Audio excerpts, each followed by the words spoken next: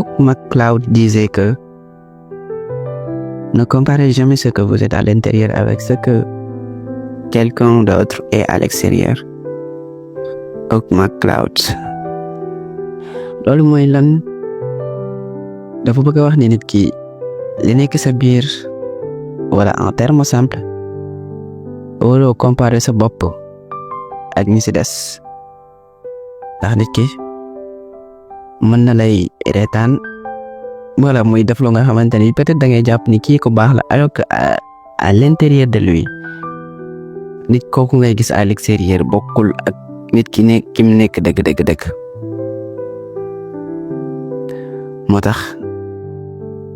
ñenn ñi naan la vie ne fait pas le monde c'est pas parce que wane nga nii rek que loolu nga ndax nit dafa lëndëm li ngay gis ak liy nekk da benn nit mën na la reetaan fekk na bëgg la nit ki tamit mën na nekk koo xam te loo wax mu ko ci suuf wala la tegal lu metti comme nos parents nga foog ni daf la bañ alors que en réalité ku la bëgg la mais c'est juste qu'il veut ton bonheur pas ton plaisir parce que c'est différent vouloir le plaisir de quelqu'un et vouloir son bien c'est pas la même chose kii bëgg sa bien du la bàyyi ngay def lu la neex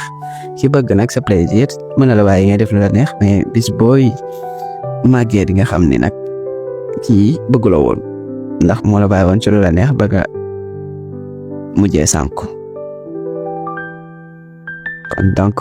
comparer suñu bopp ak ñi nga xamante ne peut-être jàpp ni ñooñu gën c'est tomber dans le piège de la comparaison et en tant que personne vous devez savoir que les autres ne sont pas vous, vous n'êtes pas les autres. Vous possédez des compétences, des objectifs et des priorités uniques. Il est donc stupide de vous comparer avec les autres, de vous comparer aux autres, d'autant plus que vous n'y gagnerez rien. Aussi simple que ça. Donc, ku nekk ak li la Yàlla may, ku nekk ak li la Yàlla bindee, kon ak lu mënti xew rek gëmal sa bopp, xam ne tu es unique, gëm sa bopp mooy tax nit ñi respecté la waaye tamit gëm sa bopp mooy tax lépp loo bëgg dem ci ba jeex ngir am ko tey loolu lañ leen indi loon ñu leen di ñaan su fekkee ngeen abonné ci chaîne bi di leen di jaajëfal ba beneen yoon ci beneen vidéo incha allah.